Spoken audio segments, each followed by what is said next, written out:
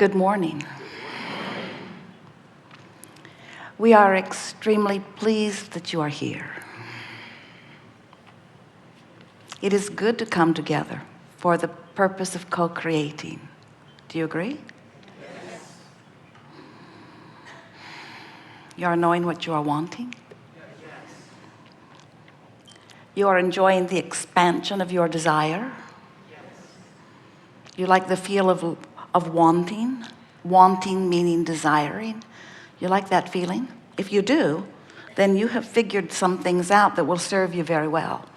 If your desire feels good to you, it means that you have managed to practice yourself into rather close vibrational accord. We are being serenaded by the chandelier.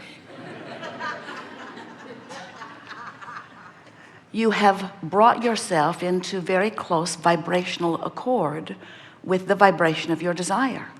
If your desire feels good to you, what it really means is you believe it. You expect it. It's possible to want something that you don't believe.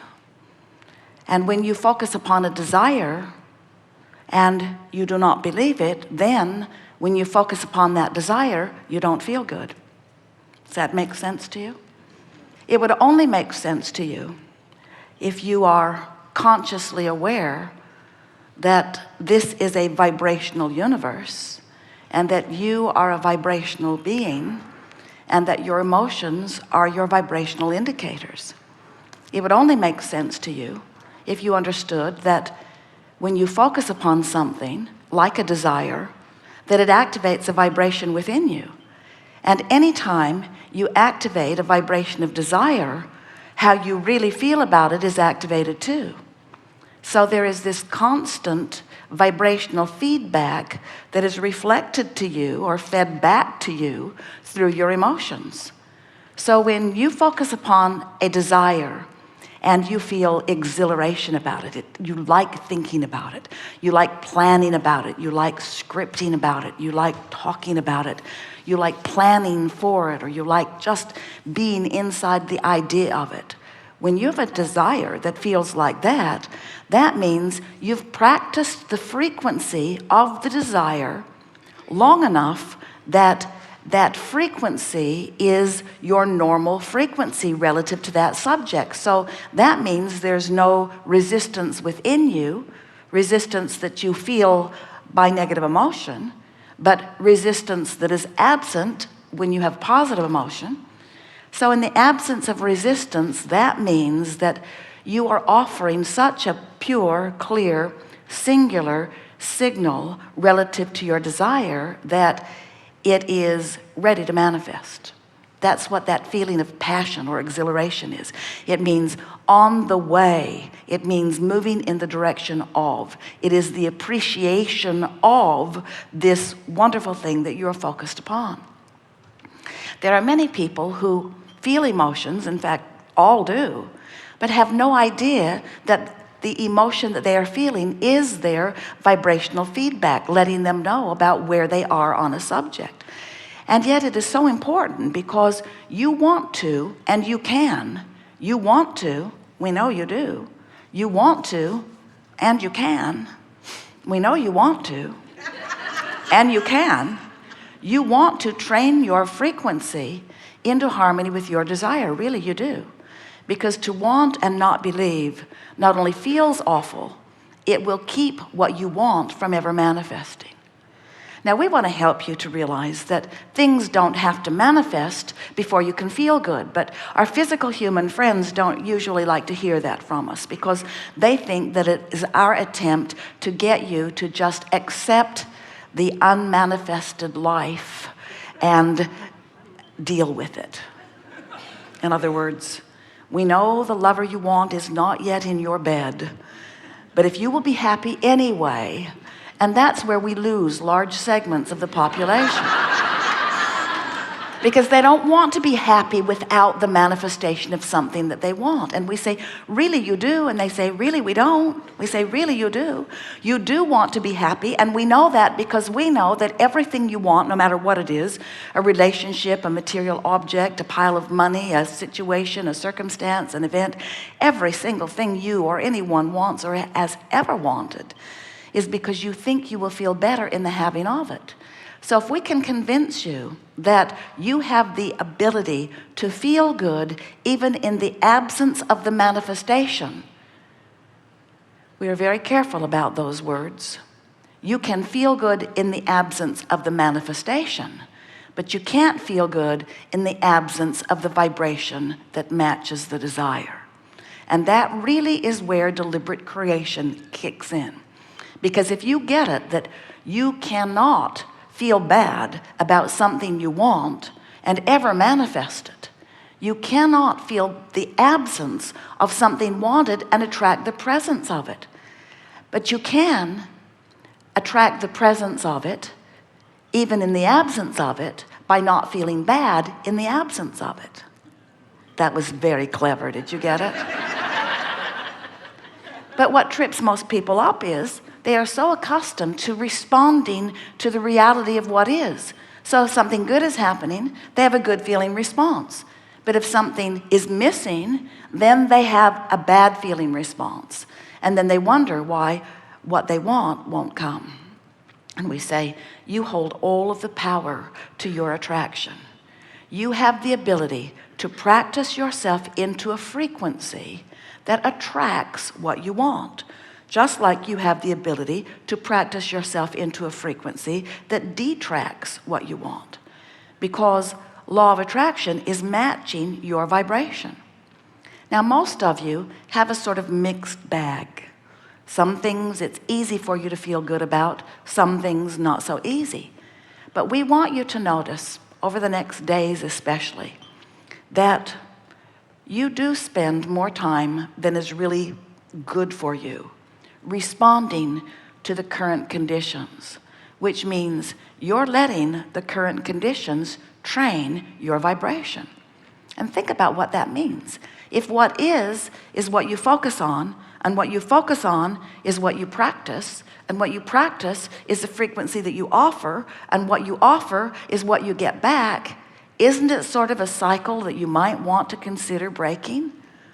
I'm looking at this thing that I don't want and getting more of it, so I'm looking at it and getting more of it, so I'm looking at it and getting more of it and looking at it and getting more of it. Is there something missing in the explanation? I see this thing I do not want, and the more I look at it, the more I get of it, so I think I will look at it some more. And we say, the thing that's missing is you have forgotten that you get what you think about, you get what you feel about, you get what you practice yourself into vibrational accord with. And we know it's much easier to keep thinking a thought you've been thinking. We watch you. We have offered blocks of thought to Esther for many, many years, watching her find new words that match those blocks of thought, in order to help you from the inside out reorient yourself in this time-space reality. Because you become so accustomed to feeling the same way that you always felt when a certain condition or word or conversation is offered to you.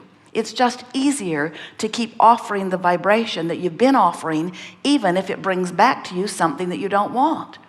For example, it's easy in this economic climate to think about shortage of money, even though more wealth is being made by some people at this time than in all of the history of economics. But still, it's easier for most people to focus on shortage. It's easy for most people to focus upon the decline of their physical apparatus as they worry about their physical well-being, especially as they project themselves into the future. It's much easier if you walk about, and if you were to be so bold as to say, I believe in my physical wellness. If you walked down any street in any city proclaiming your confidence in your well-being, you would be inundated with well-meaning completely wrong people who would come forward to let you know you should not be so overly optimistic, because haven't you heard about this or this or this or this or this? The facts of manifestation would be presented to you in order to get you to be convinced in your own vulnerability. And we want you to understand that even amidst all of this pessimism, it is astonishing to us to see people frantic about a healthcare system that, from our point of view, you want never to need. It's like planning for your personal decline and everyone else's as well. Now, we are not encouraging you to not help out anyone who needs help. We just think that if you are convincing yourself all day, every day about your decline, Esther will listen to a comedian on television talking about old people, old, decrepit, declining, sexually devalued people. And she always says the same thing back to them. That's going to come back and bite you in the butt. Because they're not talking about themselves today, but they're talking about moving through time, and they are planning decline for everyone they see, and they are not leaving themselves out of it, we promise you. So what we're wanting you to understand is that what is, even if almost everybody you know has almost the same, similar, and maybe by your standard not wanted experience, it still has nothing to do with you, except that your attention to this unwanted experience causes you to practice the frequency of it, which means it will become your experience. And then they say, see, I was right. And we say, you weren't right, you were influential. You influenced people into a vibrational pattern of thought that did not serve them. And had they been aware that the emotion that they are feeling is their indication, it's not serving me now, it's not serving me now, it's not serving me now, it's not serving me now. And if you cared more about how you feel than about being politically correct or medically correct or statistically accurate, Esther will say, but Abraham, it's true. And we say, do you even know what those words mean? It's true. It's true. Do you know what it's true means? The phrase it's true simply means somebody gave their attention to something long enough to achieve a vibrational alignment with it, and law of attraction gave them what they were thinking about. That's what it's true means. If we were standing in your physical shoes, we would at least add another phrase to the words, it's true. And that other phrase would be, it's true and I want some of it. It's true and I want some of it. Because if it's true and you don't want any of it, it being true is not good enough reason for you to give your attention to it. Play it for a little while, over the next 5 or 10 days. It's true, but I don't think I would like any of that. But it's really true. But I don't think I would like any of that. It's going to be quite shocking to you how many things you give your attention to that are true, that you don't want to activate in your vibration, but you are because it's true. And we're encouraging you today to find a new criteria, a criteria that the source within you has found long ago.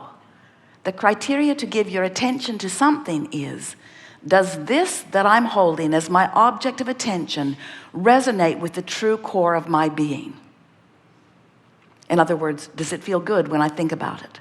This thing that I'm focused upon, is it in such vibrational sync with the source within me that when I focus upon it, I'm wide open to the energy that creates worlds, allowing the cells of my body to accurately communicate with one another, bringing me thriving resonance and well-being? That's the sort of truth we would encourage you to look for. The truth, the only truth, of pure positive energy that ripples through your being when you find alignment with the source within you. That's truth. That's truth that will serve you. That's truth that will refuel you. That's truth that will rebalance you. That's truth that will give you clarity.